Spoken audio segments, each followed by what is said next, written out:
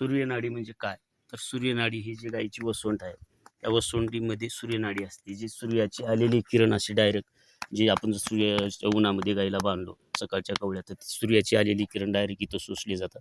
ही शोषलेली किरण अशीच गायीच्या ह्याच्यामधून हे जे आपण दुधाची नस आहे किंवा कासाकडे जाणारी नस किंवा शिरा आहे, हे जाऊन ह्या कासाकडे दुधात मिसळतात आणि दुधात मिसळल्यामुळं गाईचं दूध हे अतिशय पवित्र आणि शुद्ध मानलं जातं. का तर सूर्यकिरण शोषून त्याचं ट्रान्सफर होऊन त्याचं इन्क्लूड हे गोल्डमध्ये, सोन्यामध्ये होतं. म्हणून गाईच्या दुधामध्ये सोनं आहे असं समजलं जातं. म्हणून ते आरोग्यासाठी उत्तम, जेणेकरून आरोग्य वाढतं, आयुष्य वाढतं, आरोग्य निरोगी राहतं आणि लेकराला सुद्धा गाईचं दूध चांगलं आहे असं डॉक्टर सांगतात. म्हणजे ते बरोबर आहे.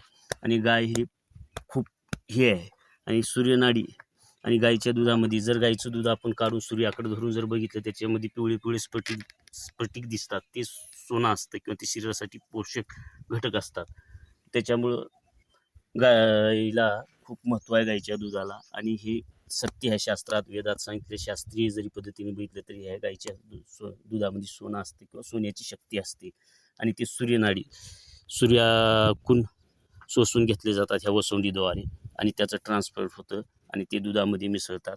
त्यामुळं गाईच्या दुधाला अतिशय महत्त्व आहे आणि गाईच्या दुधामध्ये सोनं असतं हे सत्य आहे. आणि यामुळे सूर्यनाडी असते. आणि हे फक्त एकमेव प्राणी आहे की ज्या प्राण्यामध्ये ऊन शोषून घेण्याची शक्ती आणि सूर्यनाडी ज्या उन्हाचं दुधामध्ये रूपांतर करणं किंवा त्याचं इतर घटकामध्ये जे आपण सुवर्ण म्हणतो त्याच्यात करणं, त्यामुळे गाईला अतिशय महत्त्व आहे आणि गाईचं आरोग्यासाठी पोषक आहे. तर हे गाय हे असा महत्त्वाचा प्राणी आहे, हे खूप जणाला माहिती नाही. गाईचं दूध हे असतं आणि त्याच्यामध्ये सूर्यनाडी म्हणजे काही जणाला माहीत नाही. तर मी शेतकरी आहे, नागनाथ केंद्रीय, त्यामुळं सांगत आहे की सूर्यनाडी इथून शोषून घेतलेला वसंत म्हणतात. याचं ट्रान्सफर ह्या किरणाचं मध्ये होऊन ते दुधामध्ये मिसळतं आणि ती सोनेरी रूपात होतं. बघा हे असं दुधामध्ये कासाकडे जातं. तर हे व्हिडिओ शेअर करा, जास्तीत जास्त पशुपालका अनेक जणांपर्यंत हे करा, व्हिडिओ शेअर करा, फॉलो करा पेजला,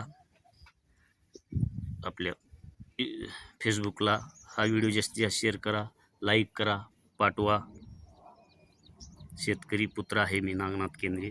खोटं सांगायची काही गरज नाही, प्रत्यक्ष आहे, करून बघा किंवा पशुपालकापर्यंत पाठवा. आणि गाईच्या दुधाचे महत्त्व काय आहे, अनेक जणांना गाईचं दूध इतर मिक्स दूध आहे, भेसळयुक्त आणि इतर दूध खाण्यापेक्षा गाईचं दूध खा. गाईचं संवर्धन करा, देशी जतन करा, पशुपालन करा आणि आरोग्य चांगलं ठेवा, निरोगी राहा.